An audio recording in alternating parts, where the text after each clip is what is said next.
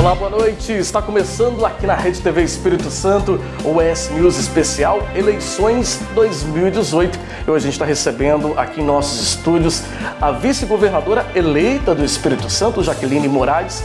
Pela primeira vez na história, o Espírito Santo tem uma vice-governadora mulher negra, mulher de periferia. Nós vamos falar um pouquinho sobre essa vitória e também sobre as suas bandeiras de luta. Jaqueline, boa noite, bem-vinda ao ES News. Boa noite a todos os telespectadores, boa noite a você, Fabiano. Obrigado, boa noite para você, obrigado pela sua presença, estar aqui com a gente após essa vitória, né? Foram quase 56% de votos, né, de vitória da chapa Renato Casagrande e Jaqueline Moraes nesta eleição de 2018, e já era tido até mesmo nas pesquisas eleitorais, era dado uma previsibilidade de vitória já no primeiro turno, mas uma vitória com uma certa folga, né? A chapa de vocês teve quase o dobro da votação do que teve o segundo colocado, né, Jaqueline? Sim, isso aí.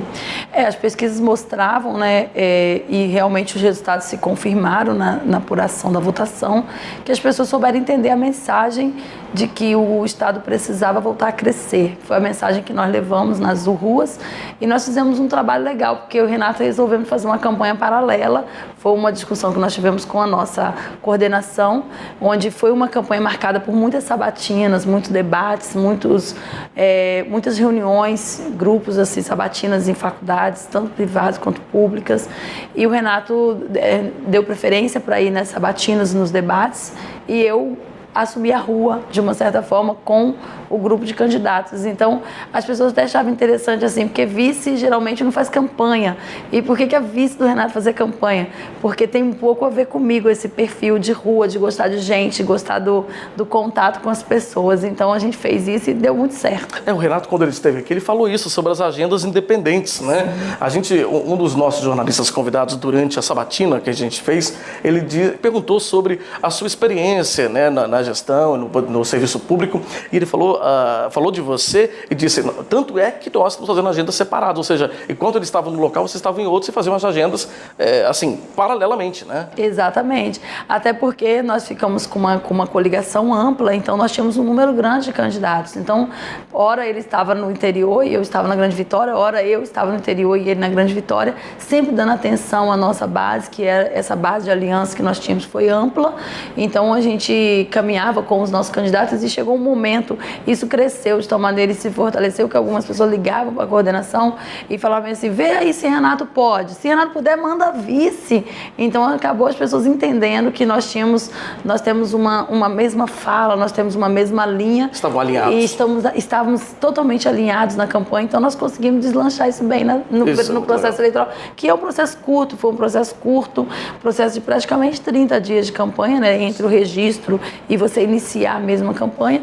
Então foi uma tática legal que nós adquirimos, mas não foi nem planejado, foi uma coisa natural, que funcionou naturalmente. Jaqueline, vamos falar um pouquinho do seu perfil então, né? O perfil da vice-governadora eleita do Espírito Santo, é microempresária, carioca, tem 43 anos, já está morando aqui no Espírito Santo há 31 anos, sei lá, de Duque de Caxias, né? Lá no Rio de Janeiro. De Duque de Caxias, do Rio de Janeiro. Na Baixada Fluminense. Baixada Fluminense. Isso. E foi vereadora.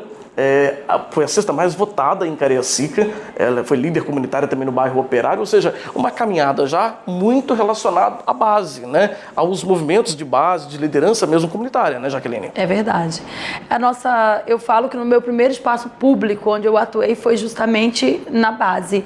Quando eu me candidatei líder comunitário do meu bairro tinha uma deficiência com relação à pavimentação, a serviço público muito precário, e a gente vê a necessidade de lutar pela comunidade. É por aí que começa. Eu comecei por aí, me candidatei líder comunitário, foi inclusive o meu primeiro acesso ao Renato Casagrande. Ele era deputado federal na época. Olha que legal. E ele já fazia prestação de contas do mandato. Então, nós, líderes comunitários, éramos convidados pelo mandato do Renato para participar das prestações de conta. E eu fui numa dessas prestações de conta, fiquei sabendo de projetos grandes para a comunidade, mas que nós, líderes comunitários, deveríamos estar atentos.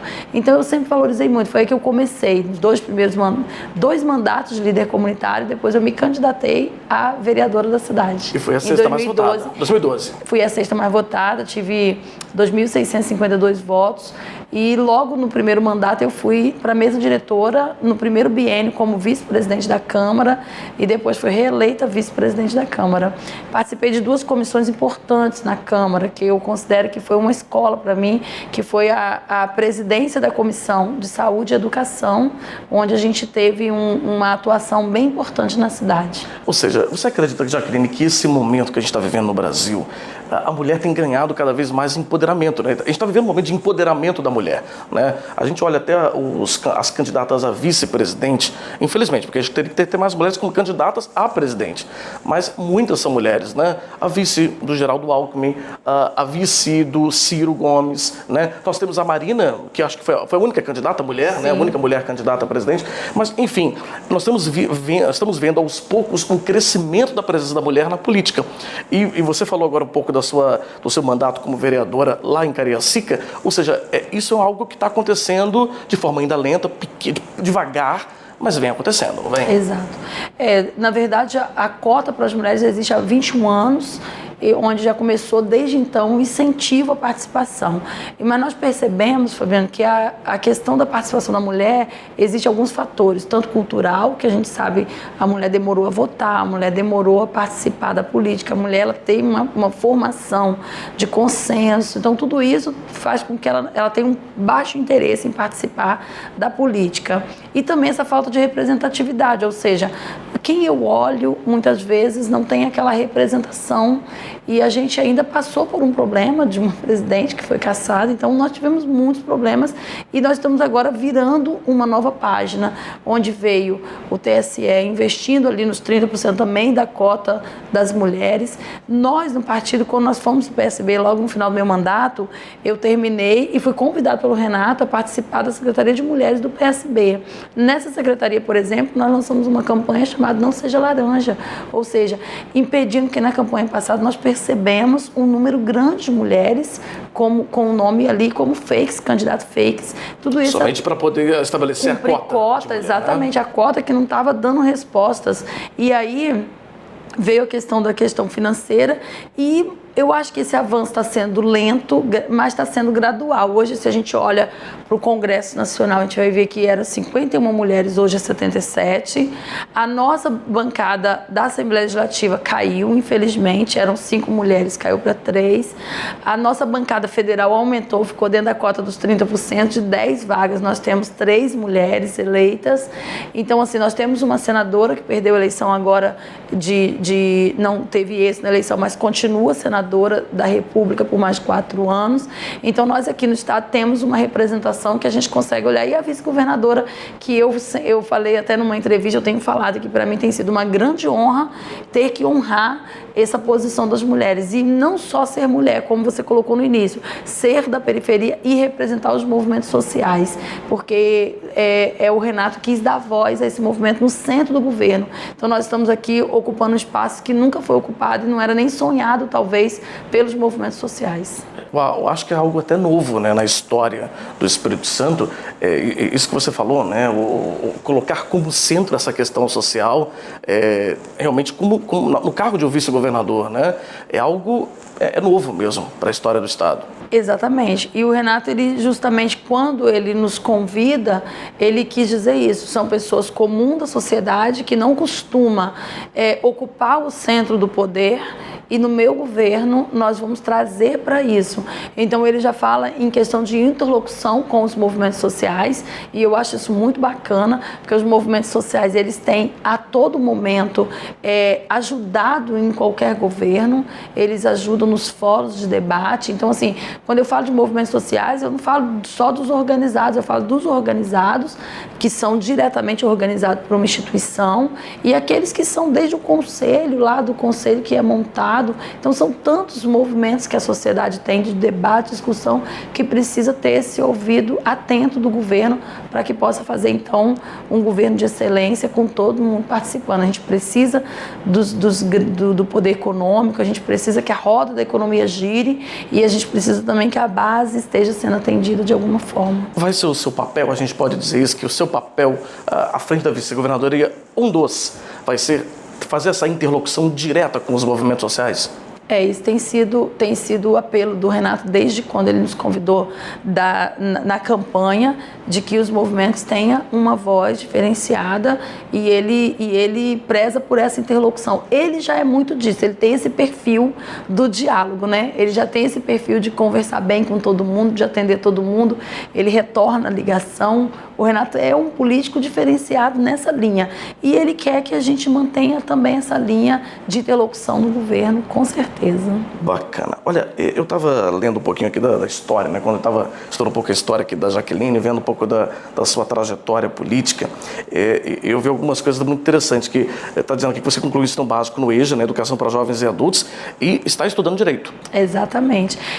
Devido a gente ter tido assim, uma dificuldade muito grande na infância, eu precisei trabalhar uma época com os meus pais, camelô, até para poder sustentar a família, e no momento que eu conheci a associação de moradores, eu falei, poxa, eu comecei a ter uma relação com os políticos. Então, assim, você bate na porta do prefeito, você bate na porta do vereador para ver alguma coisa da sua comunidade. Eu olhei para mim mesmo e falei, eu só tinha quinta série, até com 25 anos, eu só tinha quinta série. Eu falei, não, eu preciso voltar a estudar. E eu voltei para o colégio, terminei no EJA, terminei o ensino fundamental, e agora eu estou cursando o 7º período, vou para o 7º período agora da Faculdade quase acabando, de Direito. Então, já. Quase acabando. Quase acabando. Olha que interessante, né? A história de vida da Jaqueline é realmente um exemplo de vitória, de esforço, com a luta, com o estudo, com a não desistência, né? Você não desistir realmente é algo muito legal, é muito bacana, e é legal quando você vê lideranças que começam assim, de muito baixo, de uma realidade muito pequena,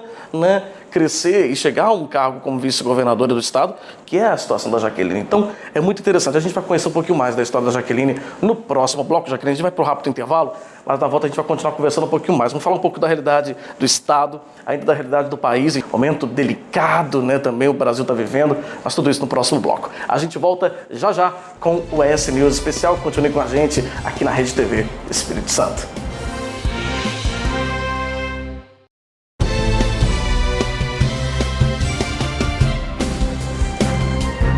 Estamos de volta com o ES News Especial aqui na Rede TV Espírito Santo. A gente continua a nossa conversa com a vice-governadora eleita do Espírito Santo, Jaqueline Moraes, do PSB. Está conversando um pouco com a gente hoje, um pouco sobre a sua história também, história de vida, história política também.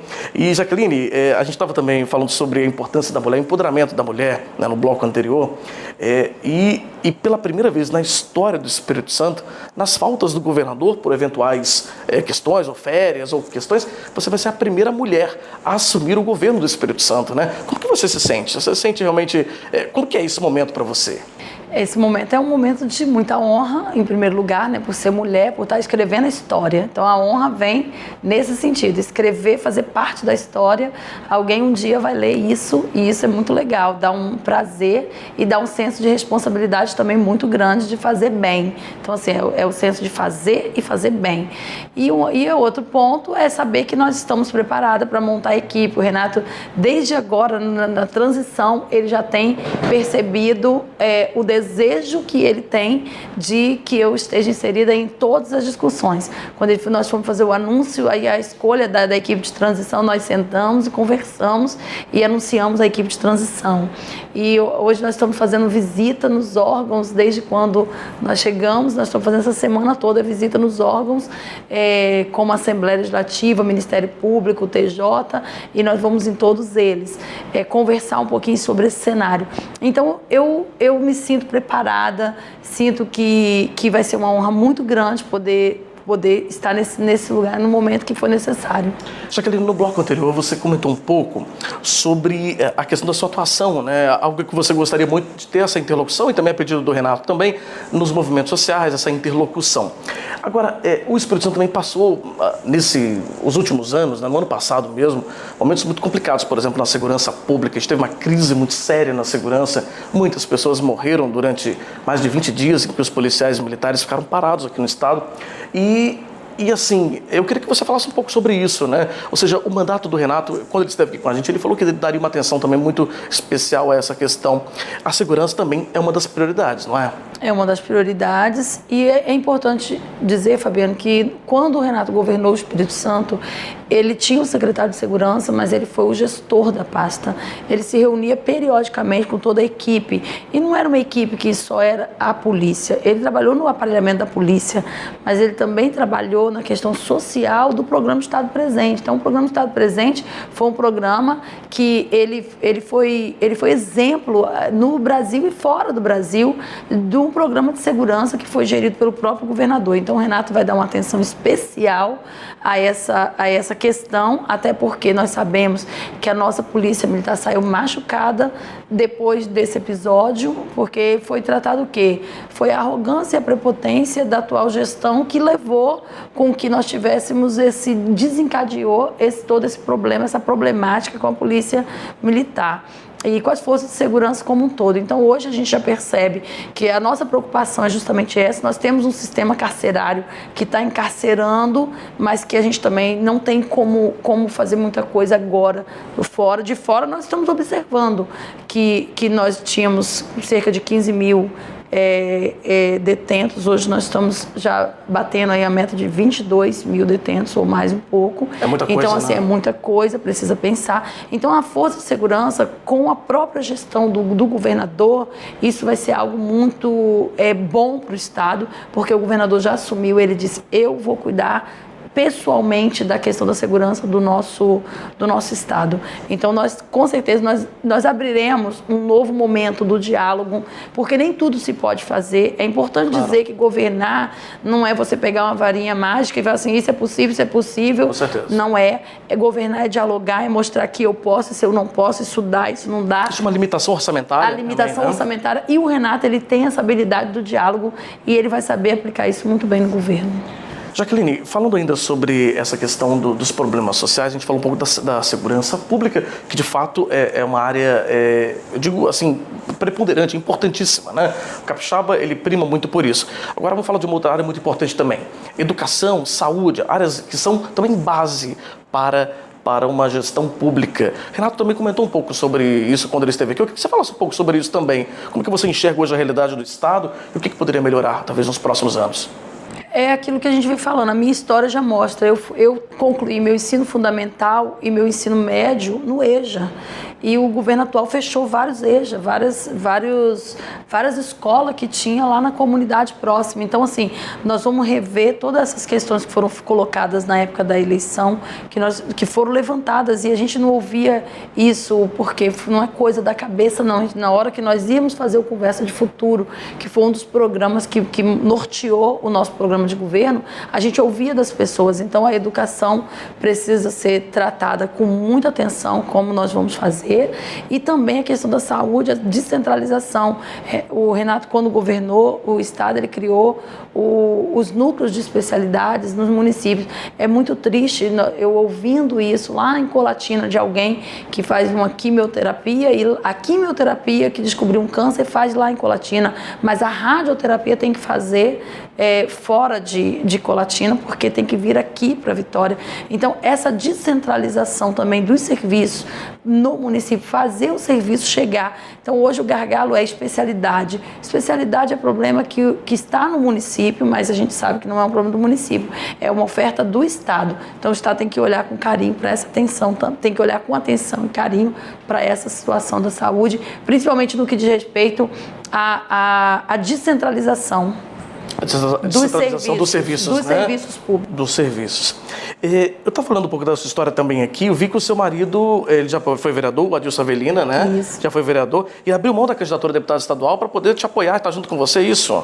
Ele estava num projeto, né? Mas como ele estava filiado ao Podemos, ele estava como funcionário do prefeito Gilson Daniel, lá na prefeitura de Viana, e ele estava filiado ao Podemos. Então, ele não teve como dar continuidade à candidatura, mas ele também, quando ficou muito feliz com a nossa escolha, e de prontidão ele fez isso com muita alegria. Também esteve junto aí na campanha, esteve dando junto, apoio, ajudando, apoiou fortalecendo muito. também. Com certeza, família unida. Família unida, importante, né? Em casa, na política, em todos os lugares. coisa. Jaqueline, para finalizar, o tempo já está no finalzinho da nossa entrevista. Infelizmente, a gente tinha tanto assunto para a gente poder conversar mas o tempo de televisão é assim, né? Passa muito rápido.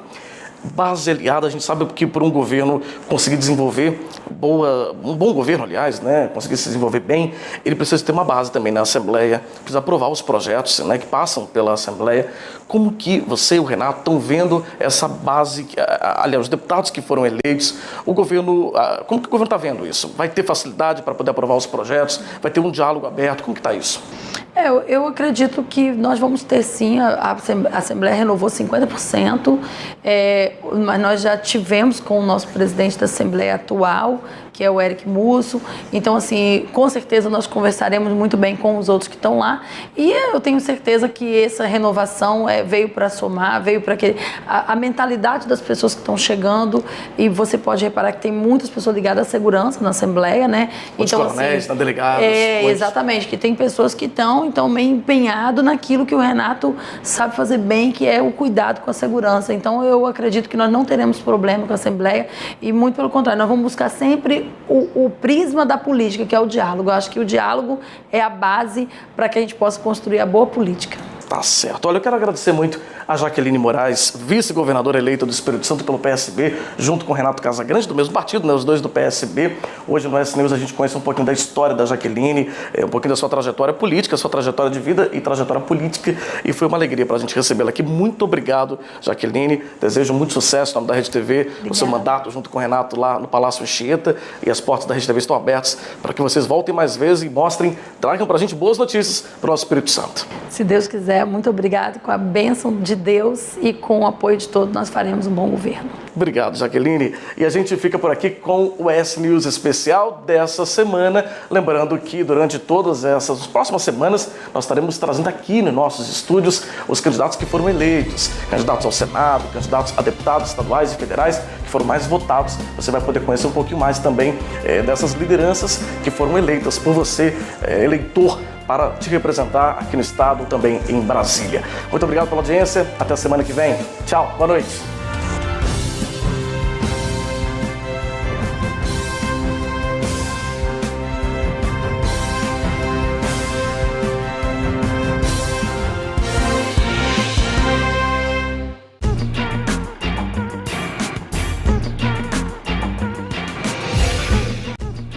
E agora é hora de ficar por dentro dos filmes que estão em cartaz nas telonas da rede Cinemark na Grande Vitória. Sim, passada a eleição, já é Natal e tem filme com essa temática pintando nas telonas. E a superprodução que abre essa temporada natalina é o Quebra-Nós e os Quatro Reinos, longa dos estúdios Disney que conta a história de Clara, uma jovem sagaz e muito independente que perde a única chave mágica capaz de abrir um presente de valor incalculável dado por seu padrinho. Esperta para resolver os problemas, ela decide iniciar uma jornada de resgate que a leva pelo reino dos doces, o reino das neves, o reino das flores e o sinistro Quarto Reino. O filme promete trilha sonora e efeitos visuais arrasadores. Time has come. Que a situação do nosso país rende cada história que parece ter saído da cabeça de algum roteirista bem maluco por aí é fato. Mas imagine se um vigilante mascarado surgisse para atacar a impunidade que permite que políticos e donos de empreiteiras enriqueçam às custas da miséria e do trabalho da população brasileira. No longa nacional O Doutrinador, você confere a história de um homem por trás do disfarce de doutrinador, um agente traumatizado que decide fazer justiça com as próprias mãos em uma jornada pessoal de vingança. Mesmo. O problema é que você lutou do lado errado, rapaz. E agora? Isso aqui não é missão impossível, não, garota. E tem comédia em cartaz. Johnny English está de volta e dessa vez ele é a última salvação do serviço secreto quando um ataque cibernético revela as identidades de todos os agentes secretos do país. Tirado de sua aposentadoria, ele volta ativa com a missão de achar o hacker por trás do ataque. Com poucas habilidades e métodos ultrapassados, Johnny English precisa superar os desafios do mundo tecnológico para fazer da missão um sucesso. Yes, all right, Buff, we're going on a mission, not a honeymoon. Yes, of course.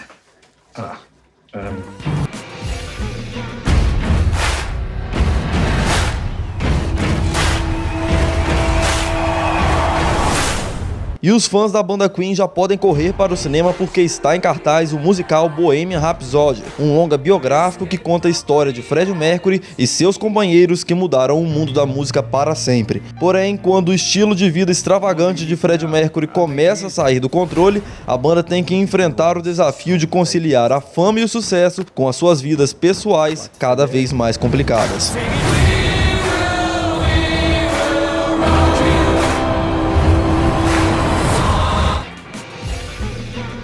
Em Fúria em Alto Mar, durante uma missão de resgate nas profundezas do Oceano Ártico, um capitão da marinha descobre que um golpe com o poder de ameaçar a ordem mundial está prestes a acontecer.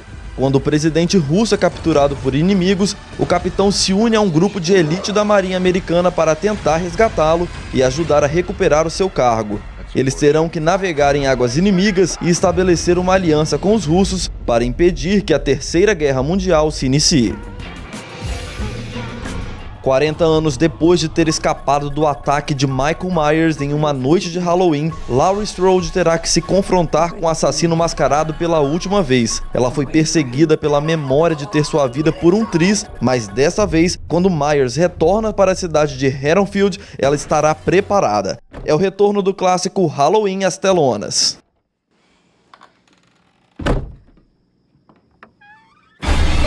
Para saber mais sobre quais filmes estão em cartaz e ficar por dentro dos horários das sessões, basta acessar cinemark.com.br.